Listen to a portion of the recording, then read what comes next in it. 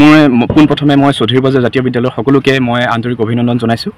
আজিৰ এই বিশেষকৈ বাৰ্ষিক পৰীক্ষাৰ যি আজিৰ অন্যতম বিশেষ ৰিজাল্ট দিছিলে, তাৰ ভিতৰত আমাৰ চৌধুৰী বজাৰ জাতীয় বিদ্যালয়ৰ যিখিনি ছাত্ৰ ছাত্ৰীৰ প্ৰচেষ্টাৰ বাবে আজিৰ এই আমি ৰিজাল্ট সন্মুখীন হ'ব লগা হৈছে। 19 জনৰ ভিতৰত বিশেষকৈ 18 জন পাছ কৰিছে আৰু পাছ পাৰ্চেণ্টেজটো আছিলে 94.7%। আৰু প্ৰথম স্থান লাভ কৰিছিলে আমাৰ বিশেষকৈ ৱাহিদুৰ ৰহমান 84.6 আৰু অনিশা বিন মুজিব 81.5 আৰু বাকী 11 জন কৰিছিলে ফাৰ্ষ্ট ডিভিজন আৰু প্ৰায় ছেকেণ্ড ডিভিজন লাভ কৰিছে 7 জনে। তাৰে ভিতৰত আমাৰ পাছ কৰাৰ সংখ্যা বিশেষকৈ 19 জনৰ ভিতৰত 18 জন। কিমান জন ছাত্ৰ ছাত্ৰীসকলে অৱতীৰ্ণ হৈছিল? 19 জন। হয়, তাৰ ভিতৰত সৰ্বপ্ৰথম নম্বৰ কোনে লাভ কৰিছে? সৰ্বপ্ৰথম লাভ কৰিছে ৱাহিদুৰ ৰহমান 84.6%।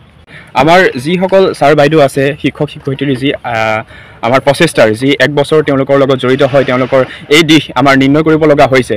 পাঠ্যপুথিৰ লগতে সকলো দিশ তেওঁলোকৰ পথ প্ৰদৰ্শক হিচাপে আমাৰ ছাৰ বাইদেউসকলে বহুতখিনি কষ্ট কৰিছে আৰু তাৰ পাছতে আমাৰ এই ৰিজাল্টটোৰ সন্মুখীন হ'ব লগা হৈছে।